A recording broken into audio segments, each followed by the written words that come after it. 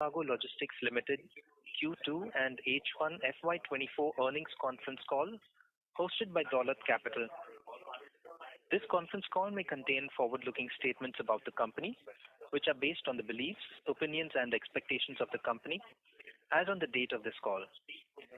These statements are not the guarantees of future performance and involve risks and uncertainties that are difficult to predict. As a reminder, all participant lines will be in the listen-only mode. There will be an opportunity for you to ask questions after the presentation concludes. Should you need assistance during this conference, please signal an operator by pressing star and then 0 on your touchtone phone. Please note that this conference is being recorded. I now hand the conference over to Mr. Abhishek Jain from Dolat Capital.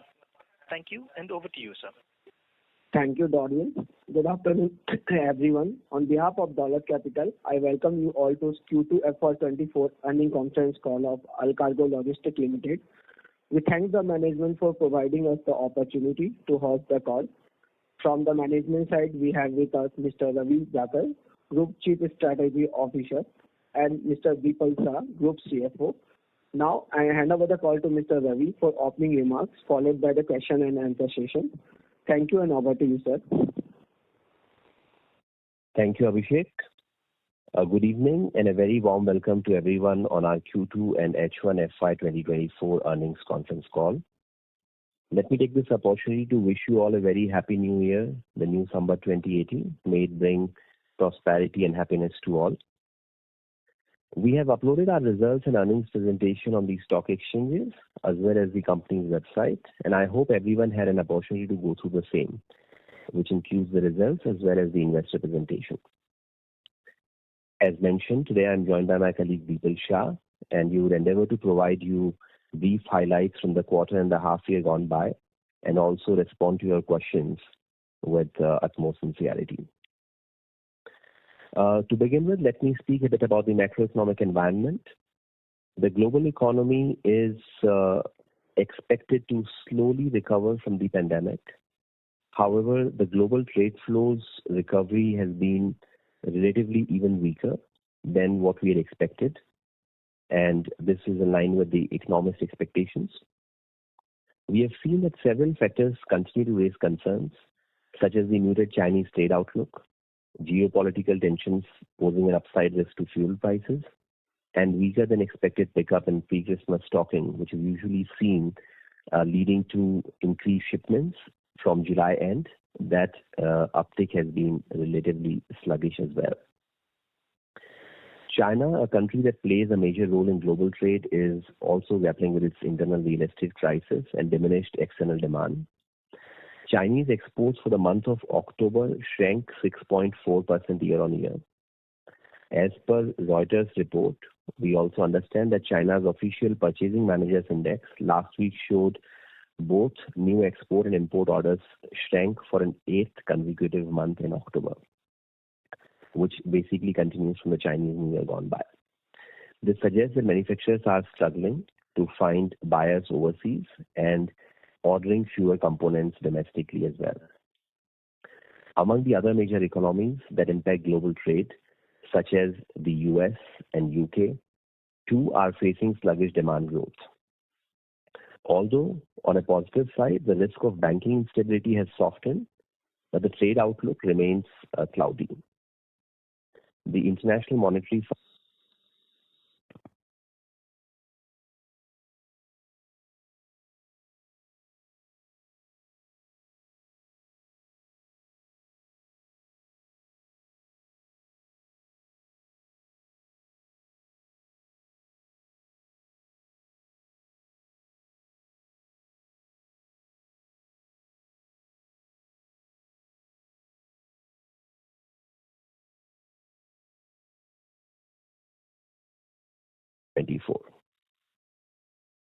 Coming to Allcargo Logistics and our business operating under various subsidiaries, I would like to share a few business updates. First, on the corporate action side, as you would have noticed, the board has approved the issuance of 3 bonus shares. This decision is aimed at improving the liquidity and allowing for broader-based participation of shareholders in the company. Besides, this shall also facilitate the strategic restructuring plans that we have been pursuing.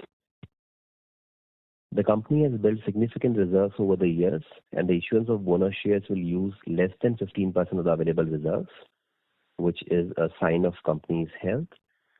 The company also recently demerged two businesses which were listed in the quarter gone by on 10th of August, and the board considered it appropriate to issue bonus shares once the demerger proceedings were completed, and in this board meeting for the quarter ending September 2023. The company has exhibited strong performance over the last several years and taken significant initiatives to deleverage the balance sheet, which has resulted in a very low net debt as of September 30th. And my colleague Deepu will talk more about it. If you look at it, this is remarkable considering the recent spree of acquisitions. We acquired the balance shares from minority shareholders in Gati Express supply chain as well as in Allcargo supply chain. We also recently increased our shareholding in Noricon to 90%, besides the acquisition in Germany earlier during the year 2023. All of this has been enabled to a large extent by strong internal accruals from the businesses. On the international supply chain side of the business, while the current macroeconomic environment has unexpectedly led to significantly lower performance in recent quarters, the company is hopeful that the prudent approach by the company over the years that led to a very strong balance sheet will provide a strong base for future growth. The business, which sits under the company's flagship subsidiary EQ Worldwide, is driven by a completely asset-light approach, with digital strategy being the fundamental pivot for future growth.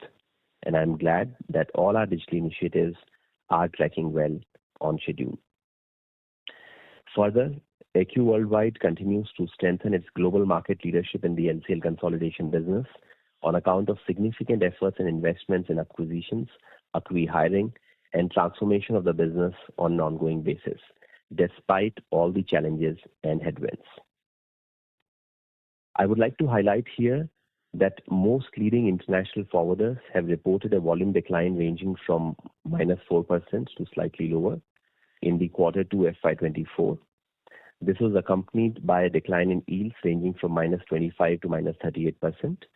In comparison, our LCL volumes are down 3% year on year, and FCL volumes have remained flat.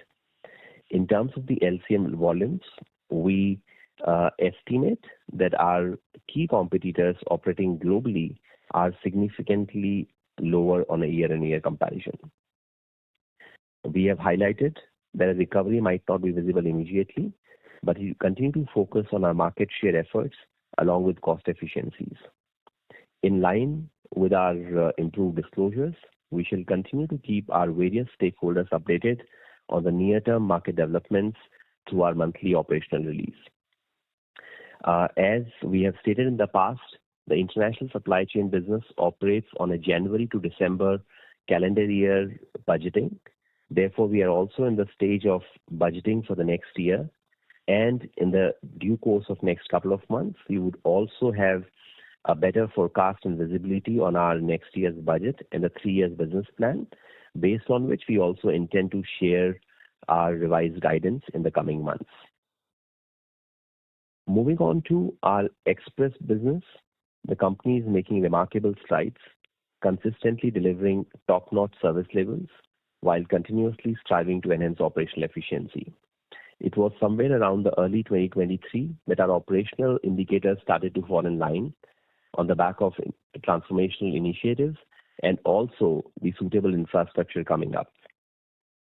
The company has achieved strong performance in Gati Express and supply chain in terms of volumes, driven by increased demand, driven by infrastructure amplification, sales acceleration initiatives, and also on the back of good domestic festive season demand. You might be aware that we have recently launched the Bangalore Super Hub and remain on track on the infra rollout front, a majority of which is already accomplished.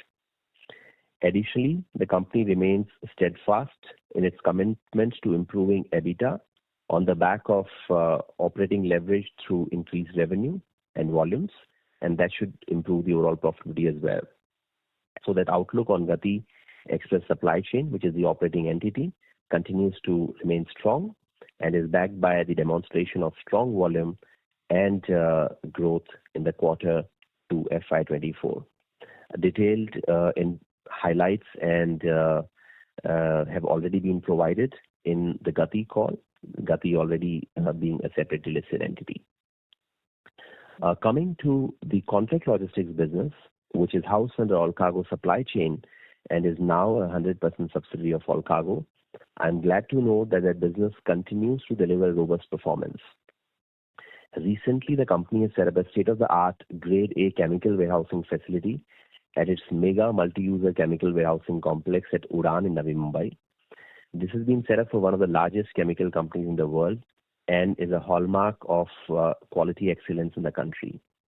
The business, besides the niche chemical segment in which it continues its market dominance, has now started to grow rapidly in the e-commerce space, as well as other opportunities in warehousing, ranging from auto components to furniture and other CDIT domain opportunities.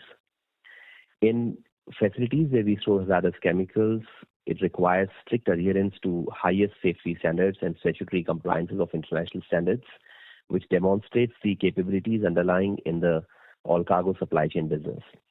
We continue to manage a little more than 5 million square feet warehouse, and we have seen a good pickup in volumes, revenue, and profitability in this business.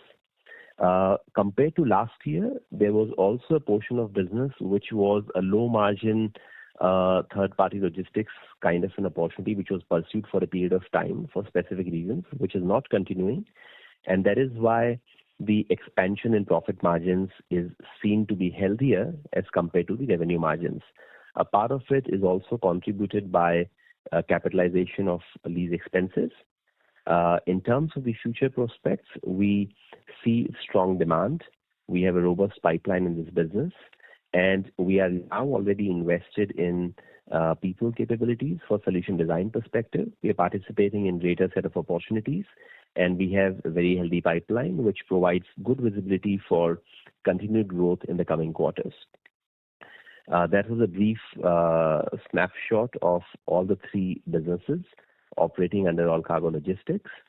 I will now hand over the call to my colleague Deepal for his comments on the reported financials, and then we can get back to further discussions in form of Q&A.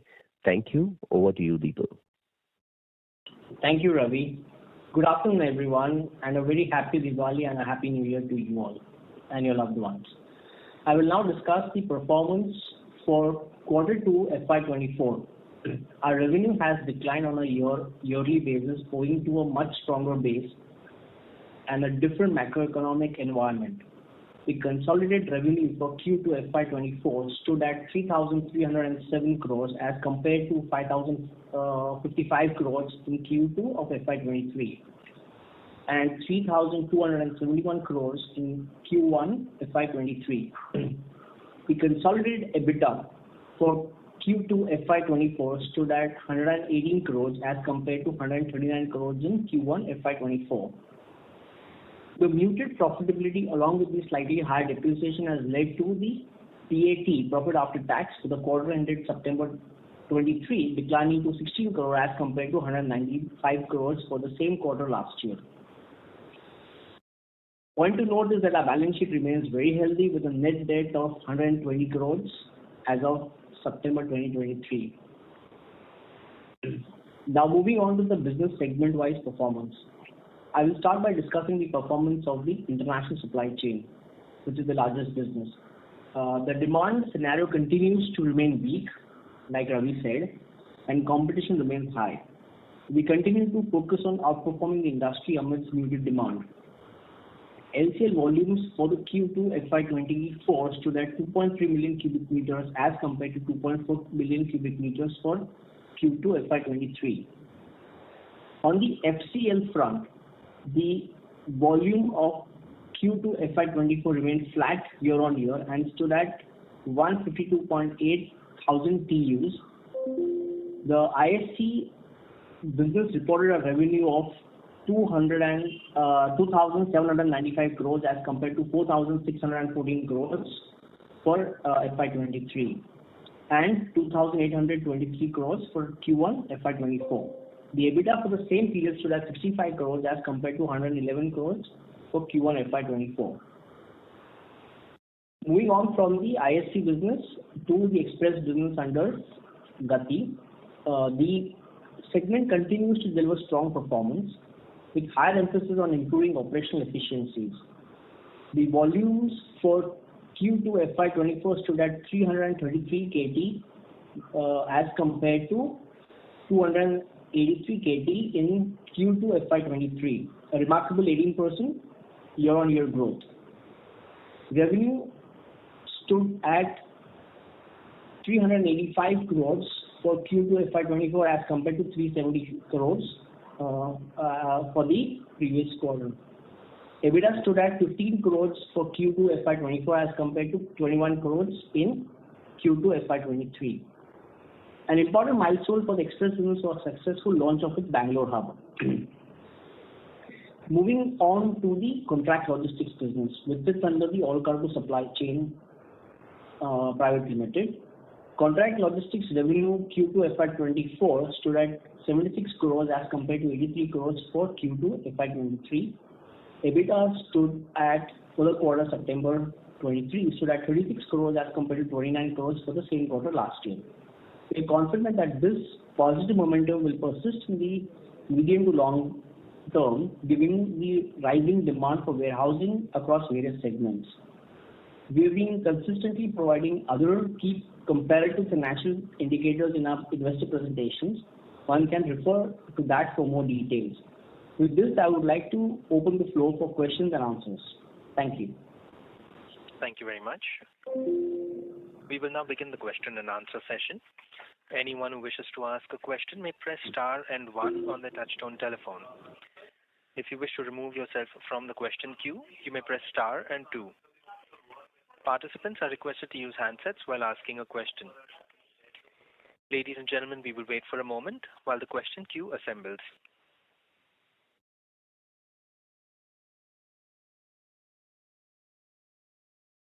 The first question is from the line of Radha from B&K Securities. Please go ahead.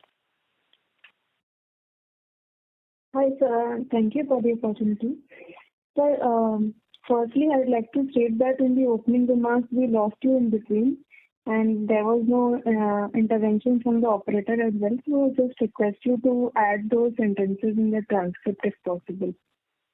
So my first question was that we had taken many initiatives like digitization, direct sales, and other many cost reduction measures as well previously, so that whenever there is a fall in realizations, our EBIT per TU is still maintained at a certain level.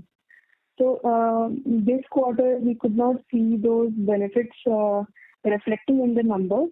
So could you give us some kind of analysis as to why and how do you expect to see the EBIT per TU levels in the coming quarters, considering that we are expecting, considering the weak macroeconomic outlook?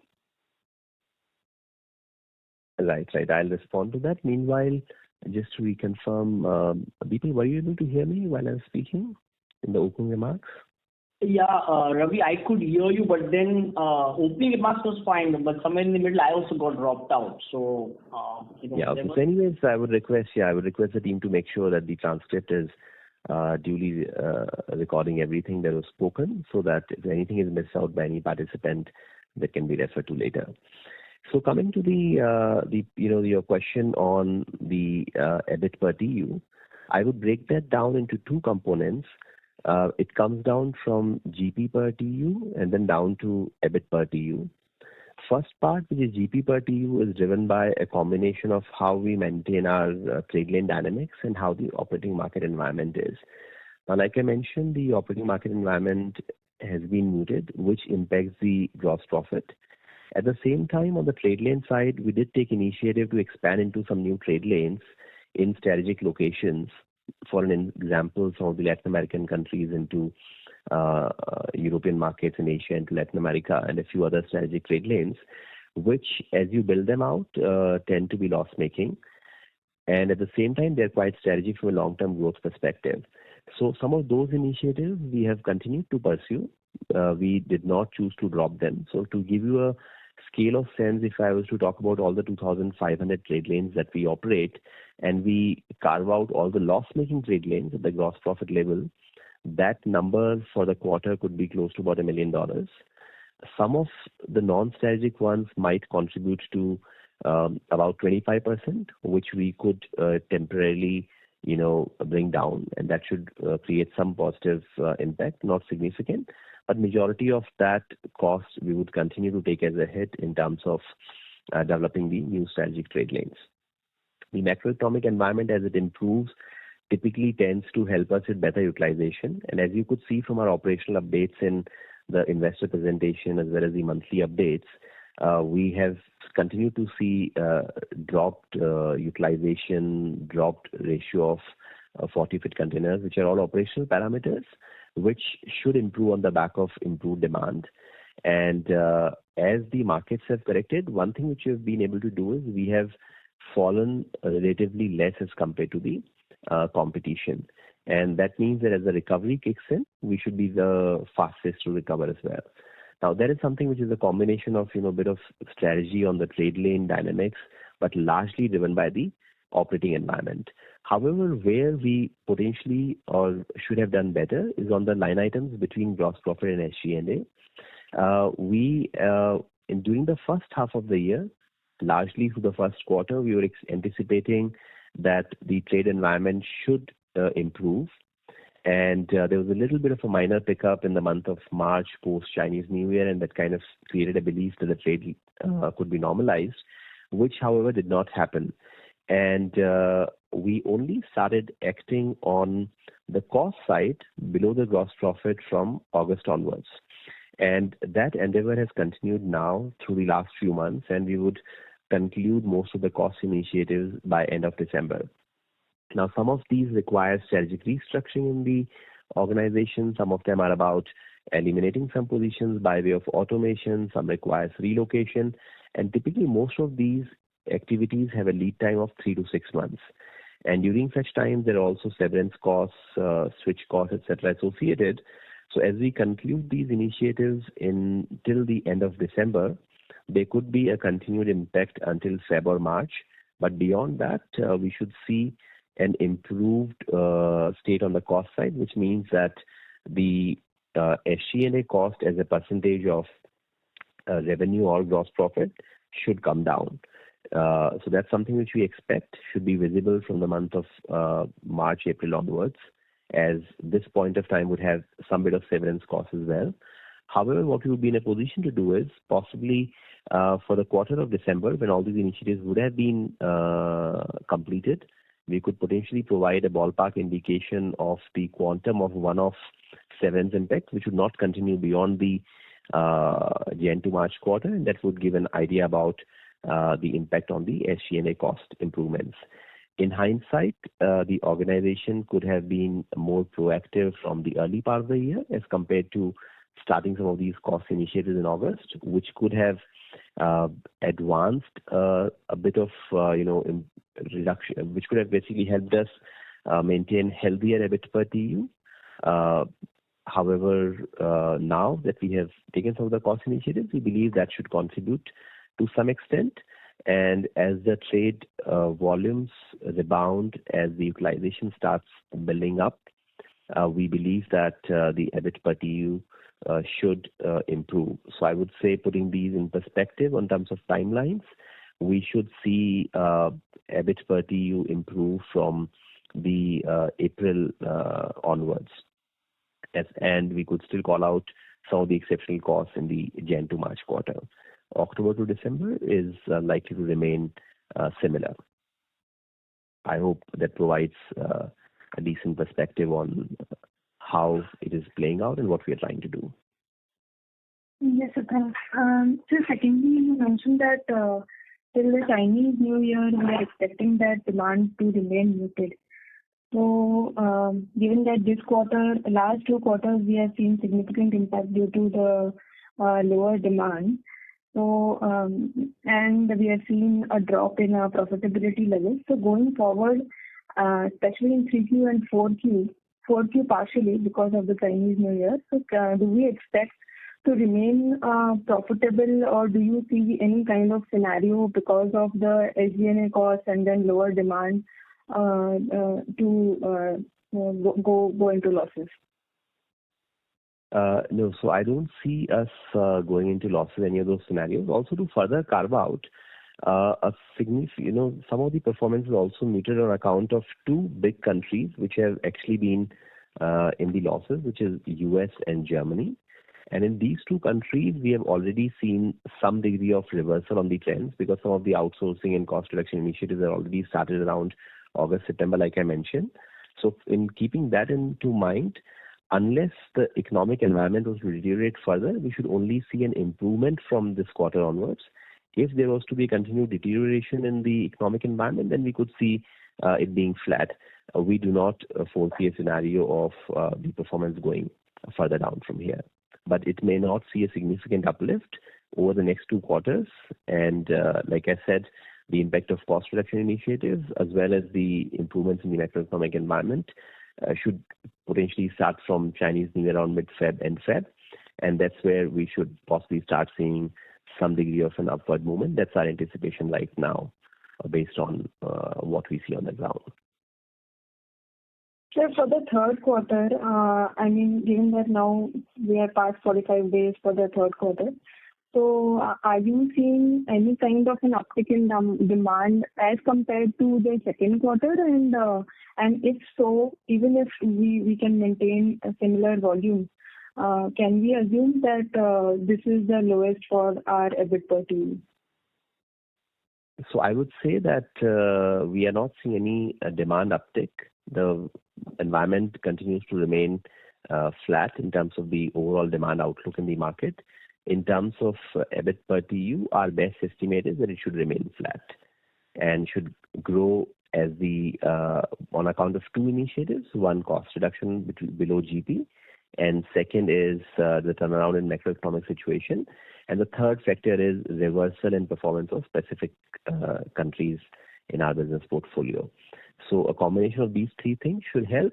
On the first one, on the cost reduction, I have a more definitive visibility because those are completely controlled internal initiatives and should be completed by December, and with some severance on, of course, still being there in the Jan to March quarter. From April onward should be a clean improvement. On the macroeconomic environment, our estimate is beyond Feb New Year, things should improve. That is something which is based on an assessment of ground reality and what we also hear from global trade experts and economic experts. On the loss-making offices turning around, we have seen positive momentum over the last couple of months. So that trend should continue and should also, help improve the bottom line. So all in all, if you read into these three trends, the performance should remain range-bound for the next quarter and then perhaps start to improve primarily from the April quarter onwards is how we look at the situation right now. And of course, these are based on various estimates, like I mentioned. Okay, sir. And so could you give us any insights on the realization front for this international supply chain business? So this quarter, we are at 114 K per TEU, and we are given to understand that given that freight rates have already come down to COVID levels, pre-COVID levels, so because of a lower demand scenario, do you see the realizations going down further? If there is any pricing pressure or anything, could you give us any insights on the realization front? Yeah, so we were anticipating that there will be an impact on the ocean freights on account of, trade disruptions getting normalized. This is I'm referring to 12 months ago. However, as the economic slowdown also kicked in on the back of, the trade disruptions going away, the freight rates have dropped significantly, now going back to not just pre-COVID levels, in some trade lanes even below the pre-COVID levels. However, as we have maintained, that impacts the FCL business largely. On the LCL business, the challenge is that when freight rates become much lower, some of the volume from customers can switch to FCL, which leads to further pressure on the volume side. LCL profitability is still largely driven by the utilization in the box and how much of 40-foot boxes can we carry. And that's something which has remained almost close to 10% below the last year's levels. And that is where we believe the improvement is likely on the back of volumes and the trade recovers. And in terms of realization, I would recommend that when looking at the LCL business, we do share data on the LCL and CBM, and that can possibly help you get a better perspective as we charge revenue on a per cubic meter basis. Sir, if there is a scenario for realization per TV... We request you to please rejoin the queue for follow-up questions. The next question is from the line of Jia Shah from Wealth Securities. Please go ahead. Hi. So my question is regarding the plan that you've mentioned for a more simplified structure involving Allcargo Gati and Allcargo supply chain. Could you provide any update on the progress or offer a potential timeline for the same? So this is something which has been under consideration, and like we have provided an update in the past, the board has advised us to engage with advisors on potential structures and various advantages or disadvantages of the same. And it is still a matter under discussion, and we cannot provide any specific updates since the discussions are still underway and there's no concrete decision at this point in time. However, like we have maintained in the past, any outcome would be towards simplification of the structure, and we have continued to build synergies between the express and the contract logistics business, which now also are under the common leadership. So to that extent, strategy is clear in terms of the approach and structure. Things are still under discussion. And like I said earlier during my comments, the recent initiative of providing bonus share should also potentially aid the restructuring plan. Beyond that, it is not possible to share any further details at this point in time. But as we make any progress and make concrete decisions approved by the board, we definitely come back to all shareholders and stakeholders. Okay, all right. Thank you. Yes. Thank you. The next question is from the line of Darshil Javeri from Crown Capital. Please go ahead. Hello, sir. Am I audible? Yes, you are. Yeah. So first of all, happy Diwali, sir, and thank you so much for taking my question. So just wanted to get a sense. I think you partly answered my question. So if I can get the correct sense, our H2 will also be range bound such as H1 will be on the similar trajectory in H1, and we can see volume pickup in FY25, right? Is that a fair way to look at it, sir? So that is largely correct. Our anticipation is that typically the Chinese New Year, which falls in the month of February, is typically a low season after which the pickup starts. So December usually is also has been, the demand forecast you can typically see 2 months out because when you're booking cargo, and considering the ocean voyage. So we are already in mid of November. So it appears that the next few months, 2-3 months would remain muted on the demand side, and therefore post-Chinese New Year, which is end of Feb onwards, we should see pickup. That's our anticipation. And that, of course, yes, means that the Q4 would also be largely a similar trend. And from April onwards, we should see recovery. That's what is our estimate at this point in time. You are correct. Oh, okay, sir. Sorry, sir, for the disturbance. So just also wanted to, I think I got cut in the middle of the call. So why has there been a sudden spike in a depreciation, sir? So I would request my colleague Deepal to take that question. Deepal, you would like to take that up, please?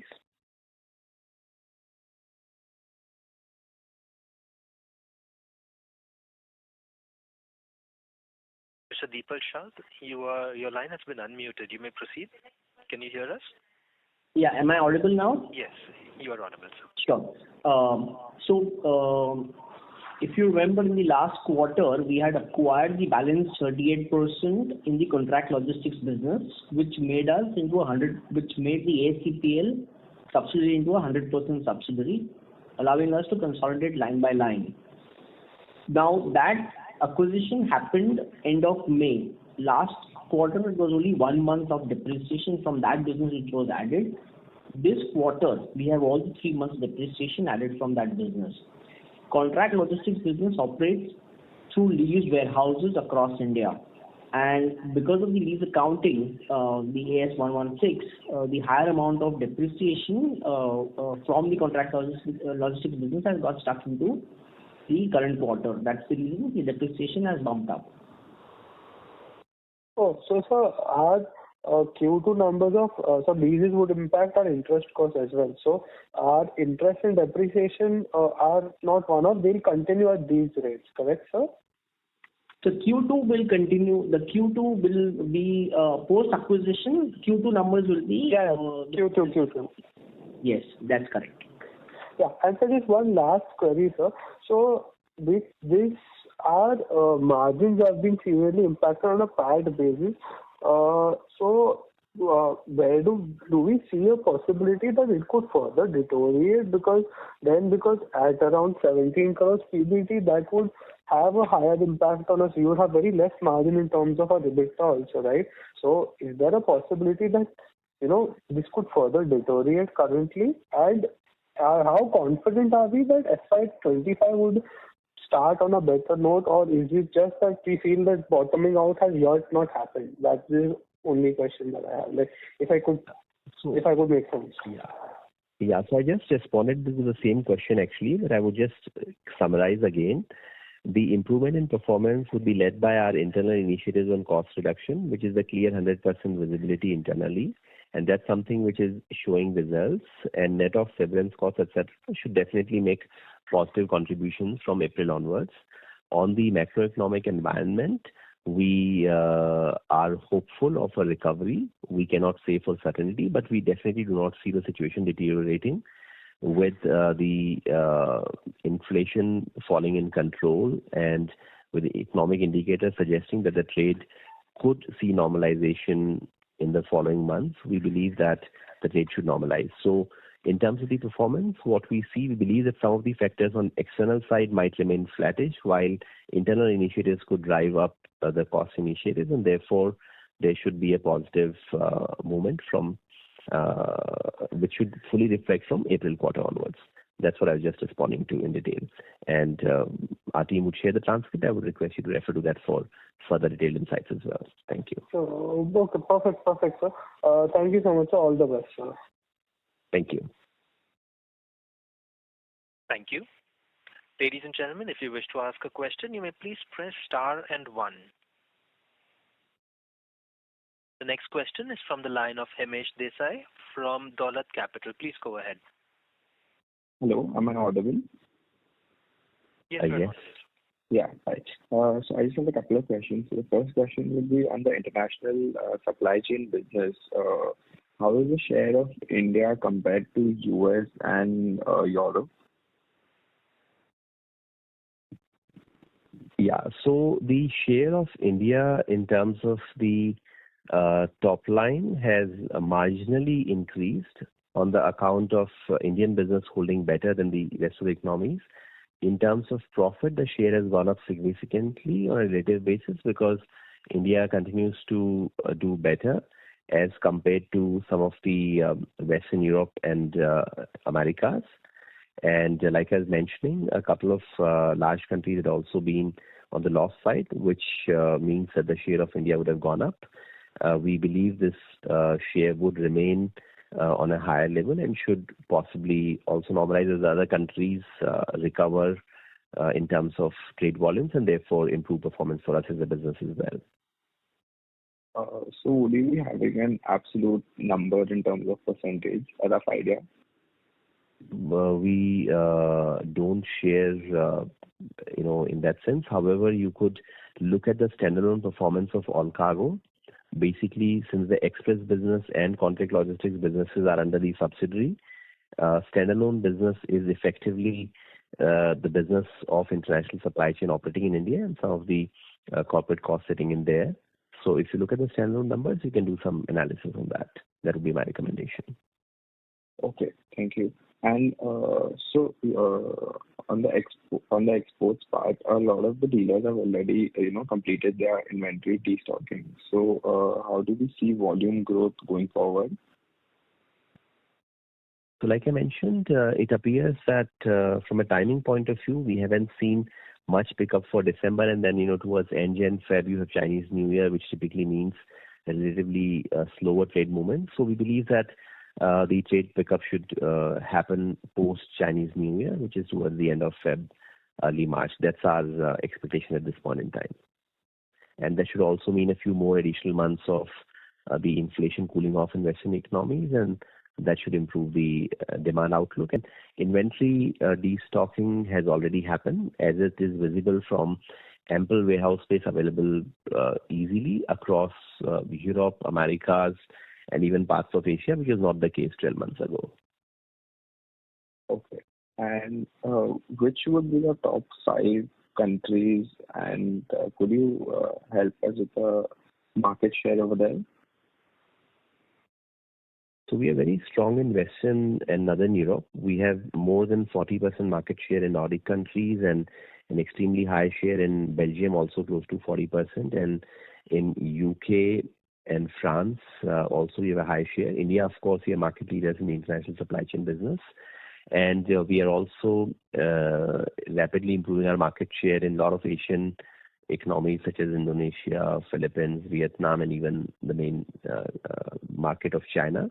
In terms of the size of the market, clearly India, China, US, and some of the bigger Western European countries would form the biggest part of our revenue and volumes in this business. Okay. And just the last question. Are there any progress of new acquisitions in Fairtrade, Germany? No, so we continue to integrate and rationalize the costs, because unlike other acquisitions which were plug-in, this is an acquisition which is also a merger in a way with our German operations and the Fairtrade operations finding synergies, and that process continues, and no further developments beyond what is already being shared. Okay, thank you. Yeah, all right, thank you. Thank you. Ladies and gentlemen, you may press star and 1 to ask a question. The next question is from the line of that's Nirav Savai with Abakkus. Please go ahead. Most of my questions are actually answered. Just a couple of ones. You said something about non-strategic trade lines. So can you just help me out with the contribution in terms of volumes, and how much does it contribute at EBITDA level? So like I mentioned, non-strategic trade lanes could be roughly about negative $200,000 for the quarter. These are basically trade lanes which are business trade lanes, but not strategically important to be continued in loss, and therefore there could be some opportunities for rationalization. Okay, so they are about $200,000 in terms of loss at EBITDA level, right? So trade lanes, you typically look at the gross profit level, because the manpower cost or admin cost doesn't change with trade lanes. Right. And this contributes what percentage of overall volume? This will be a very minuscule portion. Very minuscule. And lastly, on this 38% stake which we acquired in our supply chain business, what was the outflow there behind that? I think the announcement had happened in the month of March, but as you said, it happened actually in the month of May. So what has been the cash outflow on account of this acquisition? Sure. Deepan, you would like to respond to this?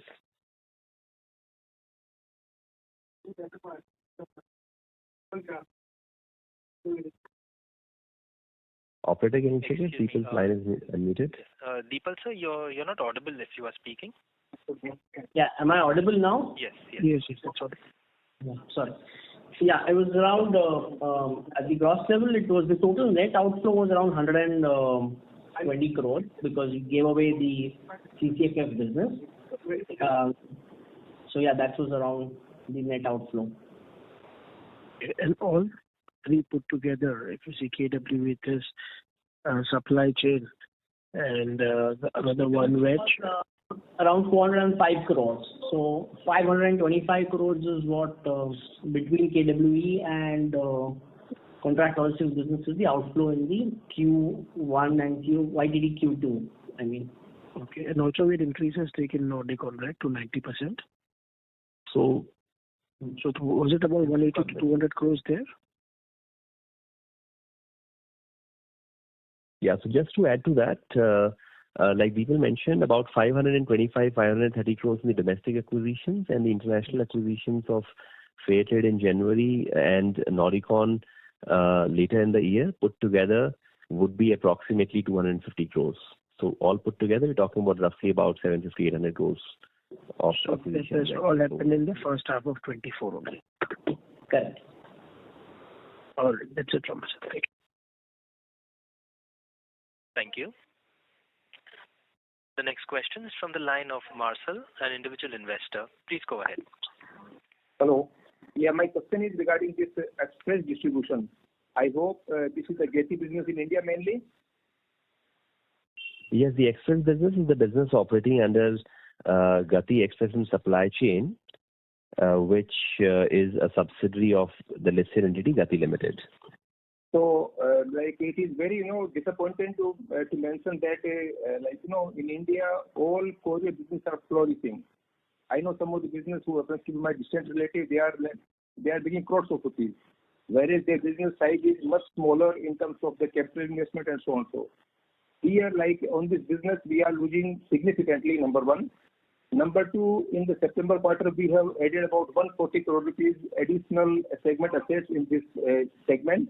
And corresponding there is increase in segment liability of 30 crore. So net of liability, we have added another 110 crore rupees. So we have invested almost, 1,500 crore rupees. And our result is, almost flat. There is no, increase in the revenue. Although there is every 6 months, every 1 year, it is the price increase by the courier company. Plus on the top, if you see the segment result, we have lost last year 24 crore rupees. And this year we are going to lose about maybe 18 crores we already lost, maybe we lost 40 crore rupees. So what is your game plan to reduce the cost of this segment, number one? And what is the game plan to increase more, you can say, for example, this is a corporate customer, what is the target given to the, what is the target given to your sales personnel to have more, to enroll more the corporate customer, and how to turn around this division? Otherwise, this is bleeding from here. Yeah, so your observations on the impact on the financials in terms of the capital investments invested in Gati and the underlying subsidiary and the current business impact in terms of the PAT contribution are valid. However, I would like to bring to your attention that the strategy at Gati has always been to turn around an enterprise which was loss-making, losing market share with rundown infrastructure, with a magnitude of problems. A lot has been achieved in the last over 2 years of transformational initiatives at Gati. All the hubs have been redeveloped. In the quarter gone by, we saw a significant increase in volume, which also indicates market share expansion for the first time in perhaps last close to 8 years of Gati losing its market share. The management team has also been able to drive significant digital initiatives. The volumes have come back in. The infrastructure is now in place. So we are quite optimistic that the company should start delivering profits as well in the quarters to follow. And it is our belief that has led to the second tranche of investment as well, which we made earlier this year in the underlying subsidiary. Considering that Gati is also a listed company, and to be fair to all shareholders, we generally refrain from getting too deep on the Gati discussions. And I would also encourage you to look at the commentary shared on extreme details in the business around strategies for key enterprise accounts, expansion of the MSME segment as well, in the Gati Limited's earnings call as well.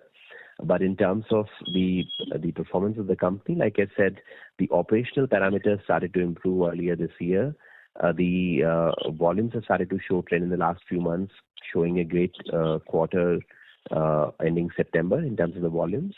And we believe that the performance should improve in the coming quarters in terms of the profits as well as the operating leverage plays out. So, Ravi Babu, Ravi Babu, thank you for the generic response. I do not need a generic response. The point I am drawing is that even if I consider the about 15 crore rupees increase in the revenue during September quarter, and it is now it's 441 crore. So even if I extrapolate by 4, it makes only 1764. 1768 crore rupees, which is even less than the last year. Last year we achieved 1723, or like this marginal increase, like 1768. So by this way, I think we are only passing time. Let me be bit sharp here, because even I'm surprising that even on a quarterly turnover of 441 crore rupees, we are not EBITDA positive. I'm not even talking about net positive. There are courier companies which are not even doing 200 crore rupees per quarter, and they are making good profit, hefty profit they are making there. Because so it's very clear that your fixed cost base is very high here. Because see, if you are just going to wait for this turnover increase and the revenue share and volume, this is very, very it is not like as if we are just trying to just fix some corner and bottom like this. By this way, it's not going to help out. The cost structure in this business is way high, because I'm surprising, I'm not even talking net positive, I'm talking only EBITDA positive. So at the same time, if you see, for example, our profitability at the console level has significantly gone down, but we have increased the salary by 30 crore rupees. Like during this quarter, our salary budget has gone by 30 crore rupees. There are many companies that listed our Indian because the listed companies in India, wherein the profit was slightly lower than last year. The senior management has not taken any increase. Here we are increasing salary, which becomes sort of a permanent cost. So there is a humble suggestion and recommendation and feedback that something drastically restricting must be done here in terms of cost overall, in terms of reducing fixed cost. Otherwise, see, 1,700 crore rupees turnover and we are the EBITDA negative. Something is drastically wrong. Otherwise, in this kind of turnover, at least we must make 200 crore rupees EBITDA positive. The way other companies, other courier companies, you can name many companies. You can say about, for example, this Flyking. You can say for your professional courier. You can say other company DTDC. They all making good profit. So please need some sort of surgical operation needed here. Kindly advise. Yeah, your comments are really noted, and we'll pass on to the management team of Gati as well.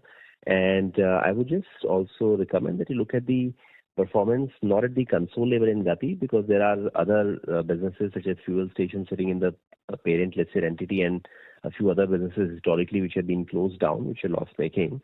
So I would recommend that from the Express business perspective, you could look at the underlying operating entity Gati Express supply chain performance, and I would also recommend that you could potentially get more insights and direct responses from the Gati management during our earnings call for Gati Limited. Having said that, we'll pass on your comments and observations to the management team. Thank you. Thank you. We have the next question from the line of Abhishek Jain from Dolat Capital. Please go ahead. Sir, as you mentioned that there is a slowdown in the business in Germany and China. So what was the contribution in supply chain business 1 year back of these countries, and how much the current contribution? Yeah, so I responded on that earlier that the contribution of India has gone up because India has been a relatively better performing market. And there are a few other countries which have seen growth from last year, but they are on the smaller size countries such as Brazil and the Latin Americas. We have also seen, in terms of the decline on profitability, we have seen some of the Western European countries, US and China as the most impacted countries. Exact percentage shares on a country basis we don't share, but we'll see if we can provide some indications in the upcoming investor presentation so it can be accessed by everyone. We'll take that into consideration. Okay, sir. And my next question is from the contract logistic business. So share of the e-commerce is increasing now. So despite that, the margin is very much strong in the second quarter. Will this be sustainable?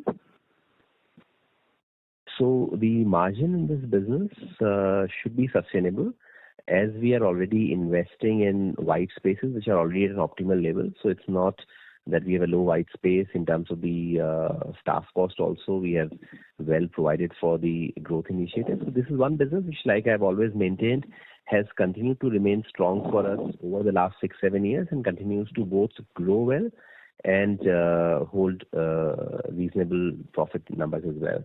And we see the trend continue in the coming quarters as well. And my last question on the capex side, how much the capex you have incurred in the first half, and what is your plan for the full year FY24? Yeah, so our strategy is to be asset light, and therefore we don't see any significant capex besides some of the technology initiatives. But I would also request my colleague Deepal to add on the capex during the last 6 months and the coming 6 months. Deepal, over to you. Deepal, sir, you need to unmute your line, I think. You're not audible. Yeah, hi. So, you're right. We have an asset-light strategy, so we do not have any significant capexes during the first half of the year. The only, additions, if any, have come from the contract logistics merger. So there aren't, except for maintenance capex and routine IT capex in terms of, maintenance and buying new laptops or anything or servers.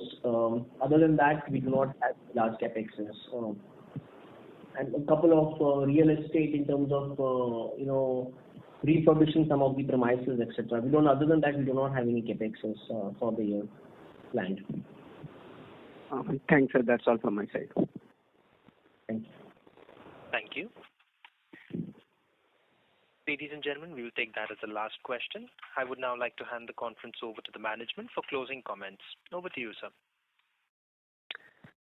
Yeah, thank you all for joining in, and I hope you were able to respond to your questions, providing clarity and insights as much as we could.